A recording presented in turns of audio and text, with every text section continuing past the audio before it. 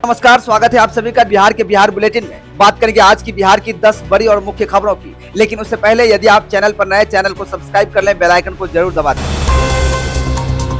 कांग्रेस नेता पवन खेड़ा ने दावा किया कि बिहार में मतदाता सूची के विशेष पुनरीक्षण के दौरान पार्टी ने 89 लाख शिकायतें चुनाव आयोग को दी, लेकिन सभी खारिज कर दी गई। खेड़ा ने कहा कि लाखों मतदाताओं के नाम गलत तरीके से हटाए गए हैं और पूरी प्रक्रिया पर सवाल उठाते हुए दोबारा करवाने की मांग की है। बिहार में मतदाता सूची के विशेष गहन पुनरीक्षण के दौरान पार्टी के बूथ लेवल एजेंट्स द्वारा दर्ज कराई गई 89 लाख शिकायतों को चुनाव आयोग ने खारिज कर दिया है। उन्होंने आरोप लगाया कि इतनी बड़ी संख्या में गड़बड़ियों की अनदेखी चुनाव आयोग की नीयत पर सवाल खड़े करती है। उन्होंने कहा कि जब हमारे बीएलए शिकायतें दर्ज कराने गए तो उन्होंने कह दिया कि राजनीतिक दलों की ओर से शिकायतें स्वीकार नहीं की जाएंगी, केवल व्यक्तिगत शिकायतें ही ली जाएंगी। उन्होंने मांग की कि पूरे विशेष पुनरीक्षण को दोबारा कराया जाए और सभी हटाए गए नियमों की घर घर जांच हो।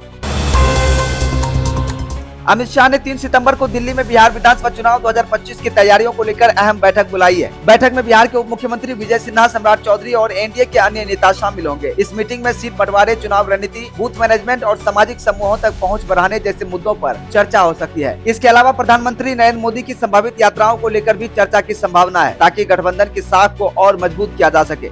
इस बैठक में भारतीय जनता पार्टी के महासचिव विनोद तावड़े, सह प्रभारी दीपक प्रकाश, बिहार के दोनों डिप्टी सीएम विजय सिन्हा और सम्राट चौधरी समेत एनडीए के नेता शामिल होंगे। इस बैठक में एनडीए के सीट बंटवारे पर भी चर्चा की जा सकती है। बिहार में होने वाले चुनाव में बीएसपी पार्टी किसी के साथ गठबंधन नहीं करने वाली है। बीएसपी अकेले ही विधानसभा चुनाव में उतरेगी। मायावती ने ये ऐलान पदाधिकारियों के साथ हुए चुनाव की तैयारियों की समीक्षा बैठक के बाद की है। बिहार में इस साल के अंत में विधानसभा चुनाव होने वाले हैं। चुनाव की तैयारियों को लेकर राजनीतिक पार्टियां जुट गई है। मायावती ने बीएसपी पार्टी के पदाधिकारियों के साथ चुनाव की तैयारियों की समीक्षा बैठक की। इस बैठक में उम्मीदवारों के चयन के साथ साथ पार्टी के हर स्तर की तैयारियों पर चर्चा हुई। उन्होंने ऐलान किया कि चुनाव में बीएसपी किसी के साथ गठबंधन नहीं करेगी, वह चुनाव में अकेले अपने बल पर लड़ेगी। इस बैठक में अगले महीने से शुरू होने वाली पार्टी की यात्रा और जनसभाओं की रूपरेखा अंतिम रूप दी गई है। पार्टी पदाधिकारियों को तन, मन और धन से चुनाव की तैयारियों में जुटने का निर्देश दिया गया है। केंद्रीय गृह राज्य मंत्री नित्यानंद राय ने महागठबंधन की वोटर अधिकार यात्रा को घुसपैठिया बचाओ यात्रा बताया है। उन्होंने राहुल गांधी और तेजस्वी यादव पर रोहिंग्या बांग्लादेशी घुसपैठियों को संरक्षण देने का आरोप लगाया है। राय ने टीएमसी सांसद महुआ मोइत्रा की अमित शाह पर की गई टिप्पणी की भी निंदा की। उन्होंने ममता बनर्जी सरकार पर घुसपैठ रोकने में बाधा डालने का आरोप लगाया है। राय ने कहा कि राहुल तेजस्वी की यह यात्रा घुसपैठिया, जिसमें रोहिंग्या बांग्लादेशियों को संरक्षण देने और उसके अवैध मताधिकार को वैध साबित करने का प्रयास है। वोटर अधिकार यात्रा नहीं है, घुसपैठिया बचाओ यात्रा है। उन्होंने अमित शाह की कुशल नेतृत्व में देश में घुसपैठियों के लिए एक इंच इलाका मुश्किल नहीं बल्कि नामुमकिन बन चुका है। मैं पश्चिम बंगाल की सरकार को बता देना चाहता हूँ कि घुसपैठियों को जिस तरह से आप लोग संरक्षण दे रहे हैं, वह जरूर देश के लिए चिंता का विषय है।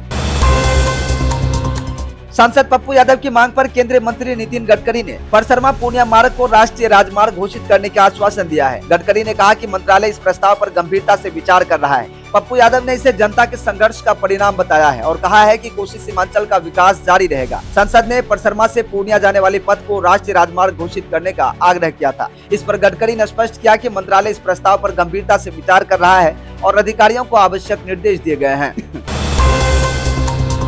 बिहार की राजनीति एक बार फिर से बाहुबली अनंत सिंह के इर्द गिर्द घूमती नजर आ रही है। रविवार को मंत्री अशोक चौधरी के आवास पर सीएम नीतीश और अनंत सिंह की मुलाकात ने राजनीतिक हलचल तेज कर दी है। जेल से बाहर आने के बाद पूर्व विधायक की यह दूसरी मुलाकात मुख्यमंत्री से हुई है। मुलाकात के लिए अनंत सिंह के दोनों बेटे भी अशोक चौधरी के घर पहुंचे थे। मुलाकात के दौरान अशोक चौधरी और अनंत सिंह हाथ में हाथ डाले दिखाई दिए। दिलचस्प यह है कि अशोक चौधरी पहले ही सार्वजनिक रूप से अनंत सिंह की उम्मीदवारी का समर्थन कर चुके हैं। उनका कहना है कि अगर अनंत सिंह मोकामा से जदयू के टिकट पर लड़ते हैं तो पार्टी बिना मेहनत के जीत दर्ज कर लेगी।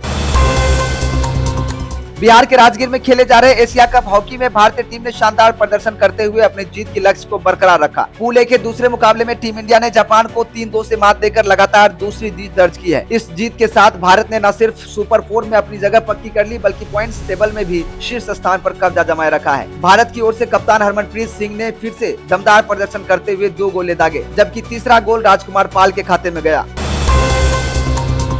बिहार में मतदाता सूची को अपडेट करने का काम तेजी से चल रहा है। चुनाव आयोग की ओर से रविवार को जारी आंकड़ों के मुताबिक अब तक 2,75,565 मतदाताओं ने अपने नाम सूची से हटाने के लिए फॉर्म 7 भरकर आवेदन जमा किया है। वहीं नए मतदाताओं की संख्या लगातार बढ़ रही है। आयोग के अनुसार अब तक 15,32,438 लोगों ने नए मतदाता के रूप में अपना नाम जोड़ने के लिए फॉर्म 6 भरा है। डीएम ने निर्देश दिया कि सभी मतदान केंद्रों वाले विद्यार्थियों और आंगनबाड़ी केंद्रों को प्रधानाध्यापकों और सेविकाओं के सहयोग से विशेष अभियान के लिए खोला जाए। इसके साथ ही अधिकारियों को अभियान की प्रगति का गहन अनुश्रवण करने और क्षेत्रीय भ्रमण सुनिश्चित करने को कहा गया है। बिहार विधानसभा चुनाव से पहले सियासी माहौल गर्मा गया है। इसी बीच जहानाबाद में आरजेडी के बागी नेता तेज प्रताप यादव की सभा में एक अलग ही नजारा देखने को मिला। मंच से भाषण के दौरान एक शख्स ने नारा लगाया, अब की बार तेजस्वी सरकार, जिस पर तेज प्रताप यादव अचानक भड़क उठे और तेज प्रताप ने नाराजगी जताते हुए कहा, यहाँ बकवास मत करो, तुम आरएसएस से आए हो क्या? अभी पुलिस पकड़ कर ले जाएगी। जनता की सरकार रहती है, किसी व्यक्ति विशेष की नहीं। घमंड में जो रहेगा वो जल्दी गिरेगा। नौटंकी करोगे तो रोजगार नहीं मिलेगा। इस पूरे घटनाक्रम का वीडियो सोशल मीडिया पर तेजी से वायरल हो रहा है।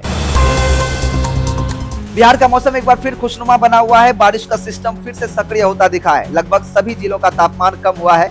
इधर पटना, बांका और मुंगेर समेत कई जिलों का मौसम अगले 3 घंटों में बिगड़ सकता है। इसे लेकर आईएमडी पटना ने ऑरेंज और येलो अलर्ट जारी किया है। अगले 2 दिनों के मौसम की जानकारी दी गई है। आईएमडी पटना के अनुसार गोपालगंज और सिवान में अगले 24 घंटे के अंदर भारी बारिश की संभावना है, जबकि पूर्वी और पश्चिमी चंपारण, सीतामढ़ी, मधुबनी, पटना, सारण, बेगूसराय, गया, औरंगाबाद, बक्सर और इन जिलों के आसपास के जिलों में भी आकाश से बिजली गिरने की संभावना है। यहाँ येलो अलर्ट भी जारी किया गया है।